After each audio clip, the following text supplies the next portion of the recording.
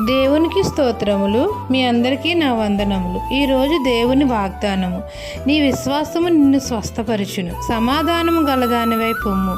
Mark సువార్త 5వ అధ్యాయము 34వ వచనము.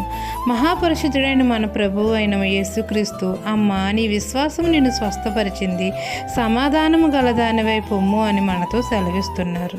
మన యేసయ్యను మన సొంత రక్షకుడిగా అంగీకరిస్తే కుమారుడు మన యందు నిలిచి ఉంటాడు. మనలో ఉన్నవాడు లోకంలో ఉన్నవాని కంటే గొప్పవాడు. మన ప్రభువు మన కొరకు ప్రాణాన్ని బలిగా అర్పించాడు. రక్తం చిందించడం ద్వారా ఆయన పొందిన గాయముల వల్ల మనకు స్వస్థత కలుగుచున్నది.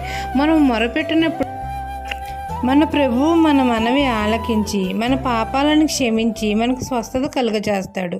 నమ్ముట నీ వలన అయితే నమ్మువానికి సమస్తము సాధ్యమే అన్నాడు మన తండ్రి. మన విశ్వాసమే మనల్ని స్వస్థపరుస్తుంది. ఎటువంటి కుదరని వ్యాధి బాధలైనా ఆయన నోటి మాటతోనే మనకు విడుదల కలుగుతుంది, మనకు స్వస్థత కలుగుతుంది. తండ్రి మనకు సమాధానం కలుగజేస్తాడు. ఆయన ప్రభావం వలన మనకు స్వస్థత కలుగుతుంది. కుంటివారు నడవగలుగుతారు, గ్రుడ్డివారు చూడగలుగుతారు, చెవిటివారు వినగలుగుతారు, మూగవారు మాట్లాడతారు. ఈ దిన వాగ్దానము నా జీవితంలో నెరవేరాలని కోరుకుంటూ దేవుని సువార్త పరిచర్యలో మీ సహోదరి. ఆమెన్.